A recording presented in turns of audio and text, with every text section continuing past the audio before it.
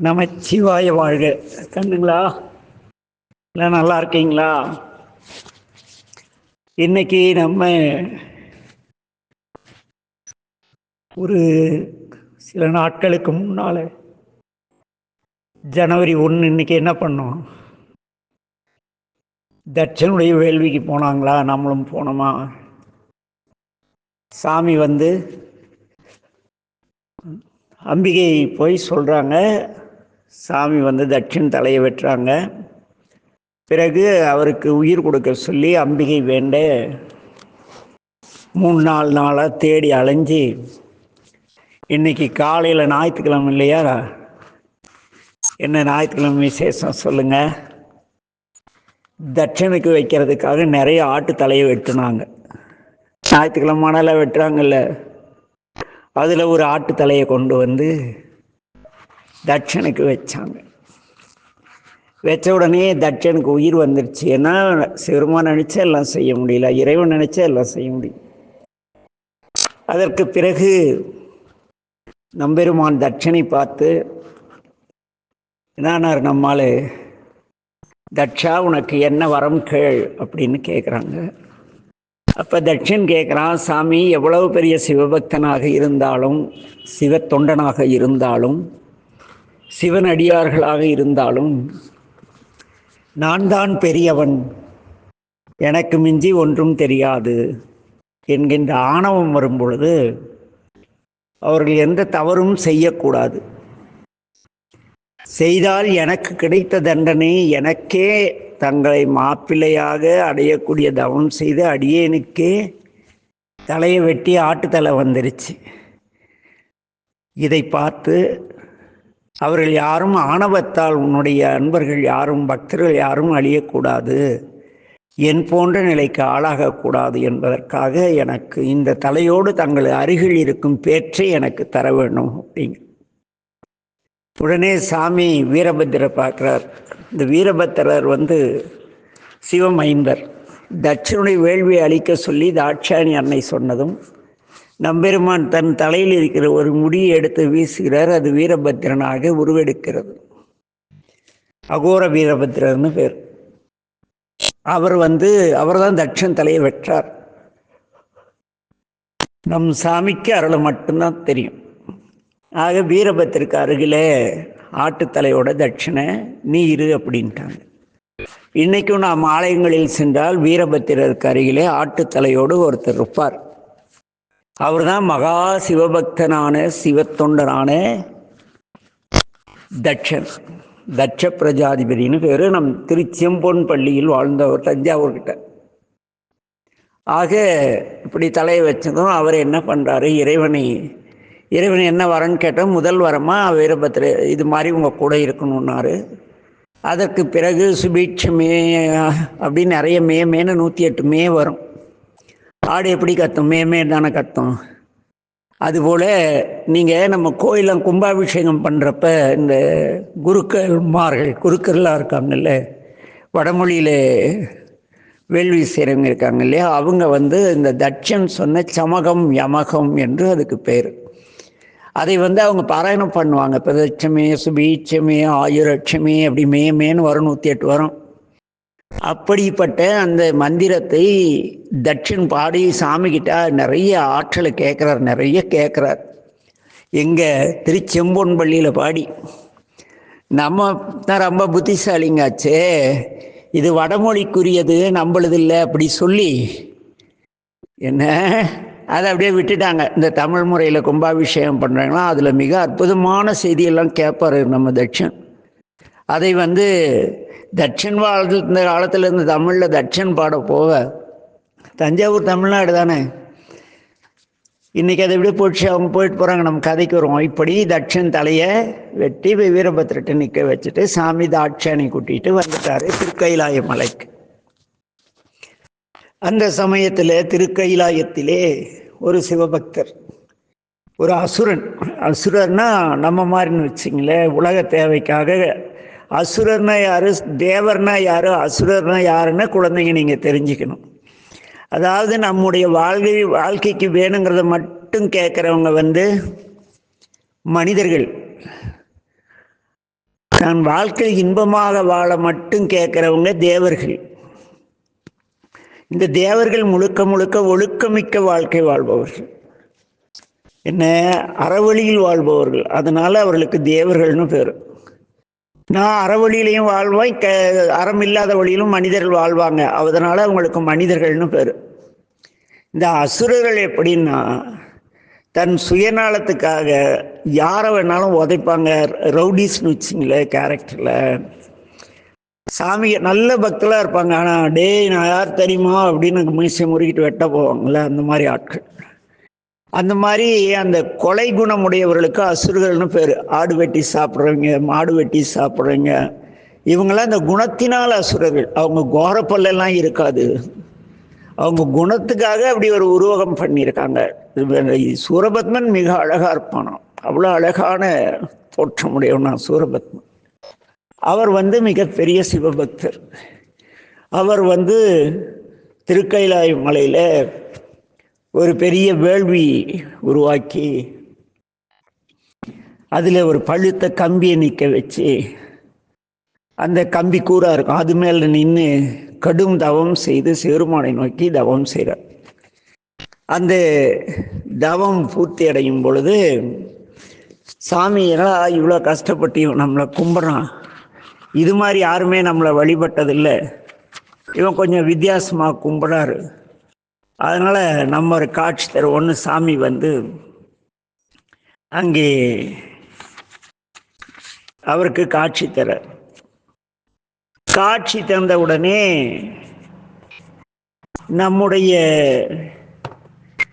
நம்ம இப்போ நம்ம மனிதன் கோயில் போனால் கடவுளே எனக்கு உடல் நல்லா இருக்கணும், அம்மாவுக்கு உடம்பு நல்லா இருக்கணும், அப்பாவுக்கு நல்லா உடம்பு நல்லா இருக்கணும், எங்கள் அக்கா தங்கச்சி அவங்க குழந்தைங்களாம் நல்லா இருக்கணும், இப்படி சுயநலமாக கேள்வி கேட்குறோம் இல்லையா?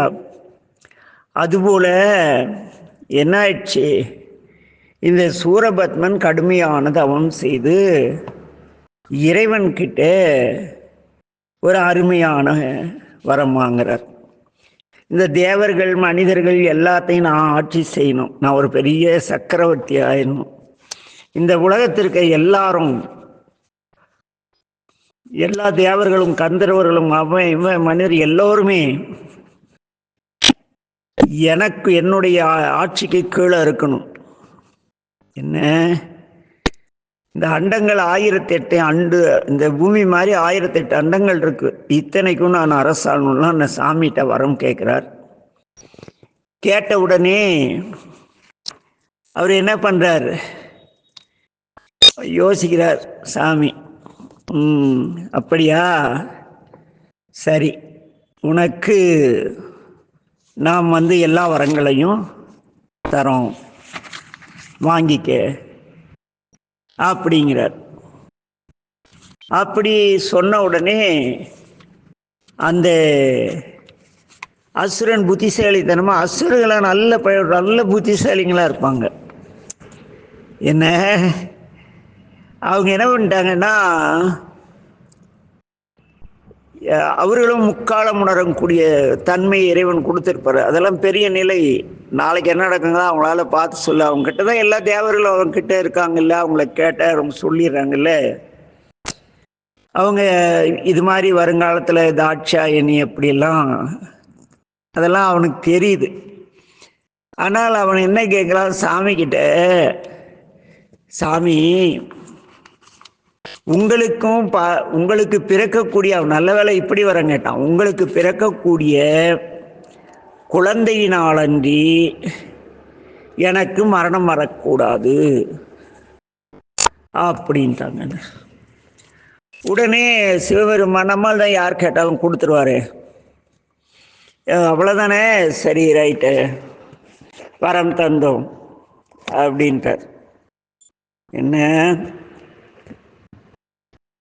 இது நடந்து முடிஞ்ச உடனே முதல்ல பார்த்தோம் இல்லையா, திருக்கைலாய மலையில் எல்லாரும் இறைவனை பாடிக்கிட்டு இருக்காங்க. பாடிக்கிட்டு இருக்கும் பொழுது திடீர்னு அன்னை உமையவள் எழுந்து சாமியை வணங்கி, சாமி தட்சன் என்னதான் ஒரு தவம் செய்த சிவபக்தனாக இருந்தாலும் உங்களை எதிரியாக நினைத்தவர். அவர் மனம் திருந்தினாலும் கூட என்னால் ஏற்றுக்கொள்ள முடியவில்லை. ஆகவே இந்த தாட்சாயினி என்ற பெயரோடு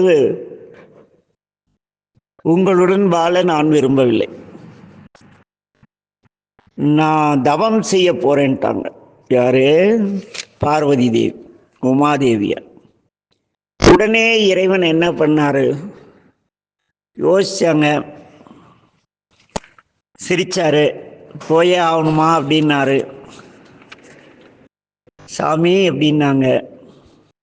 என்ன சரி அப்படின்னா, நீ விரும்பினா சரி, வீட்டில் அம்மா சொன்னா அப்பா தட்டுவாரா என்ன? என்னடா?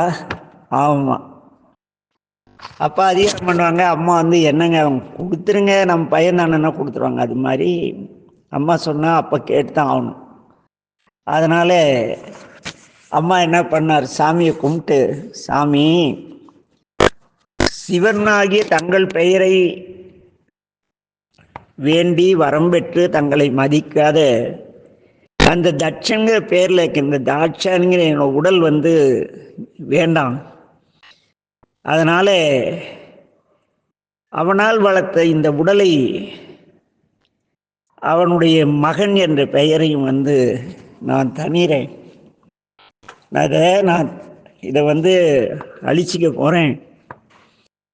இந்த உடலும் பேரும் நீங்கள் அருள் செய்ய வேண்டும் அப்படிங்கிறார். உடனே சாமி அம்பிகை பார்த்து, என் அன்பிற்குரிய உமையவளே, உன்னுடைய எண்ணம் ஈரேடும். நீ உலகத்திற்கெல்லாம் ரட்சிப்பவள். உன்னுடைய எண்ணம் நன்மைக்காகவே இருக்கும். இந்த மலையரசனாகிய இமவான் உன்னை மகளாக பெற்று எனக்கு கல்யாணம் செஞ்சு வைக்கணும்னு தவம் புரிஞ்சிட்டு இருக்கார். நீ என்ன செய்றேன்னா, அங்கே போயிடு. அங்கே போய் அவன் மகளாக வளர்ந்து 5 வயதான பிறகு என்னை நோக்கி நல்ல தவம் செய். அப்பொழுது வந்து நான் சிவன் கடங்களோடு வந்து உன்னை திருமணம் செய்து கொள்வோம். சென்று வான்னு சாமி ஆசீர்வாதம் கூறி அனுப்பிச்சிட்டார். அங்கிருந்து விடைபெற்ற கைலாய மலையிலிருந்து கிளம்பிய அன்னை இமயமலையை வந்து அடைகிறாங்க. அங்கே ஒரு பெரிய குளம், அற்புதமான அமுதத்தை போன்ற தண்ணீர், அதில் நிறைய தாமரைப்பூக்கு மலர்ந்த ஒரு தடாகம். தடாகம்னு ஒரு குளம், பெரிய குளத்துக்கு தடாகம்னு பேர். சின்னதாக இருந்தால் குளம், பெருசாக இருந்தால் தடாகம். அங்கே ஒரு பெரிய தடாகம் இருக்கிறது. அதிலே ஒரு அரசன் தவம் செய்து கொண்டிருக்கிறார். அவர் யாருன்னா, சாமி சொன்னார்ல இமவான், அவர் கடுமையான தவம் செய்து கொண்டிருக்கிறார். அப்பொழுது சாமி அருளால் அங்கிருந்த ஒரு தாமரை பூவின் மேலே நம்முடைய அன்னை உமையவள் ஒரு அழகான சின்ன குழந்தையாட்டம் அது மேலே படுத்துட்டு இருக்காங்க. எப்படி இருக்கும்ல, தாமரைப்பூவே சிகப்பு. அம்மா அந்த தாமரைப்பூ நேரத்தில் அது மேலே படுத்திருக்காங்க. அவ்வளோ அழகு, பெரிய தாமரைப்பூ. இமவான் பார்த்தாரு, ஆகா இறைவா, எனக்காக இப்படி ஒரு அழகான பிள்ளையா உமையவளை சின்ன குழந்தைய மாற்றி கொடுத்துருக்கீங்க. அவனுக்கு தெரியும்ல, உமையவளை மகளாக பெற வேண்டும் தானே தவம் செய்கிறாரு. கொடுத்துள்ளீர் அப்படின்னு சொல்லி சந்தோஷமாக அந்த குழந்தைய எடுத்துட்டு என்ன நேராக அவங்க வீட்டுக்கு கொண்டாராங்க. அந்த இமானுடைய மனைவி பேர் மேனை. அந்த மேனை என்ன பண்ணாங்க, அந்த குழந்தையை பார்த்து, அவங்களுக்கு ரொம்ப நாளாக குழந்தை வேற இல்லையா, அவ்வளோ சந்தோஷமாயிடுச்சு அவங்களுக்கு. இமான் என்னங்கிறாரு, ஆகா நாம் செய்த தவம் பலித்தது, உமையவளே நம் குழந்தையாக வந்து விட்டாள்னு வாங்கி அவ்வளோ சந்தோஷம் படுறாங்க. இது எல்லாருக்கிட்டையும் சொல்கிறாங்க. அந்த குழந்தையை எடுத்து மேனை மார்போடு அமைத்து அந்த குழந்தைக்கு பால் தராங்க. ராஜா வீட்டு பிள்ளை இல்லையா, அதனால் பரிபுரம், தண்டை, சங்குவலை, ரத்தின சுட்டி, மதானி, பொற்றோடு, அங்கந்த முதலிய நிறைய ஆபரணங்களை அந்த குழந்தைக்கு அணிவித்து தொட்டிலில் வச்சு தாளாட்டி மகிழ்கிறார்கள். இப்படியே 5 வருஷம் ஆச்சு. நம்ம அம்மா என்ன பண்ணாங்க, மலையத்துவசனின் மகளாக மதுரையில் பிறந்தவள் இங்கே இமயமலையிலே இமவானுடைய மகளாக பிறந்து கொஞ்சி விளையாடி கொண்டிருக்கிறார். 5 வயசு ஆகுது. இமவான் பெரிய சிவபக்தன் அல்லவா. அம்பிகைக்கு அன்று 5 வயது நிறைவேறும் பொழுது திடீர்னு சாமியை பார்த்ததும் அவருக்கு இறைவன் 5வது வயதில் என்னை நோக்கி தவம் செய்ய சொன்னது ஞாபகம் இருக்கு. உடனே என்ன பண்றாரு, இமவான் கிட்ட போய், தந்தையே, அப்பா அப்படிங்க. என்னடா கண்ணு அப்படின்னாரு இமவான். அப்பா, நீங்க தினம்தோறும் வழிபட்டு அருள் பெற்ற சிவருமானை நோக்கி நான் தவம் செய்ய போகிறேன். எனக்கு இந்த இமயமலையில ஒரு அழகான தவச்சாலை உருவாக்கி கொடுங்க. நம்ம அப்பாவா இருந்தா என்ன பண்ணியிருப்பாரு, படிக்கிறத விட்டு போட்டு கழுதை என்ன பண்ண பல நாள் அரைஞ்சிருப்பாருல்ல. ஆனா இமவான் நல்லாப்பா. அவர் பிள்ளையுடைய அருகில் கூப்பிட்டு மடியில் உட்கார வச்சுட்டு, மா, நீ சின்ன பிள்ளை, இப்ப தவம் செய்ய முடியாது. தவம்னா ரொம்ப உடலை வருத்த வேண்டியிருக்கும். மனசு ஒருமைப்பாட்டோடு இருக்கணும், நோக்கம் பெறலாமல் இருக்கணும். எப்படி படிக்கக்குள்ள உட்காந்துட்டு டிவியில் ஒரு கண்ணு மனசில் ஒரு கண்ணு வச்சு நீங்களாம் படிக்கிறீங்களா, அப்படி இருக்கக்கூடாது. என்ன, நம்ம சங்கரன் படிக்கிற மாதிரி படிக்கன்னு உட்காந்துட்டா படிச்சுட்டே இருக்காங்கள, அதுபோல திடமான அறிவோடு படிக்கணும். அதனால அதுக்கு இது வயசு இல்லை, இன்னும் கொஞ்ச நாள் ஆகட்டும், நீ பெரிய பிள்ளையானது தவம் செய்யலாம். அதனால தவம்லாம் செய்ய வேண்டாம் கண்ணு, நீ ஜாலியா இருடா செல்லாம் அப்படின்ட்டாரு இமவான். நம்மலாம் சின்ன பிள்ளைங்கள அடம் பிடிப்போம்ல, நான்லாம் பயங்கர அடம் தெரியுமா, கோபியோட அடம். கோபி காலையில் என்ன பண்ண, வீட்டில் அட்டி விழுந்து சத்தம் கேட்டது குருவா. அதுபோல் அந்த பிள்ளைங்க அழுது, நான் தவம் செய்யணும், சிவனை பார்க்க, எனக்கு தவச்சாலை கட்டி கொடுங்க அப்பா அப்படின்னு அழுது. உடனே இந்த பிள்ளையை திருத்த முடியாது அப்படின்னு முடிவு பண்ண நம்ம இமவான் என்ன பண்ணார், ஒரு தவச்சாலை அமைத்து மகள் அங்கே இருக்க செஞ்சுட்டு அவங்களுக்கு நிறைய பேரை பாதுகாப்புக்கு நிறைய பெண்களை போடுறாரு. அங்கே தவச்சாலை போன அன்னை என்ன பண்ணாரு, அங்கே அழகிய நம் பெருமானுடைய திருமேனியை வைத்து மனதால பாடி, மனதால நினைந்து, மொழி வாயார பாடி, கைகூப்பி வழிபடுறாங்க. வழிபாடுன்னா அப்படி செய்யணும் கண்ணு. வழிபாடுன்னா அதை போன்ட்டு அப்படியே நின்றுட்டு நீங்கள் வழிபாடுனா செல் அடிக்கும், இல்லைன்னா ஸ்கூலுக்கு லேட்டாச்சுன்னு எண்ணம் வரும். அப்படி ஸ்கூல் போகணுங்கிற எண்ணத்தோடு போய் அறகுறையாக சாமி கும்பிடக்கூடாது. ஸ்கூல் போனால் சாமி நினைக்கிறோமா, இல்லை இல்லை, அதுபோல் சாமிகிட்ட போனால் சாமியை மட்டும்தான் நினைக்கணும். மனதால் நினைத்து ஏதோ ஒரு வேற்றாகி ஒரு 4 வரியாவது பாடிட்டு கீழே விழுந்து உடலில் நம்ம அன்றைக்கி கோயிலில் கும்பிட்டோம் இல்லையா, அது மாதிரி இறைவனை வழிபட்டு வரணும். அது மனம் மொழி மெய்களால் வழிபாடு செய்தல்னு பேர். மனசால் இறைவன் நினைக்கணும், வாயால் இறைவனை புகழணும், இறைவனை கைகளால் வணங்கணும். இதுக்கு மனம் மொழி மெய்களால் செய்யக்கூடிய வழிபாடுன்னு இதுக்கு தான் பேர். அப்படி மனமொழி மெய்களால் தவம் செய்கிறாங்க. நம்முடைய மலைத்துவச பாண்டியனும் மேனையும் தினந்தோறும் போய் பிள்ளையை பார்த்துட்டு வந்துட்டுருக்காங்க. சரி, அவங்க தவம் செய்யட்டும், நம்ம என்ன பண்ணுவோம், நாளைக்கு பார்ப்போம். நமச்சிவாய வாழ்க. எல்லா உயிர்களும் இன்புற்று வாழ்க. திருச்சிற்றம்பலம்.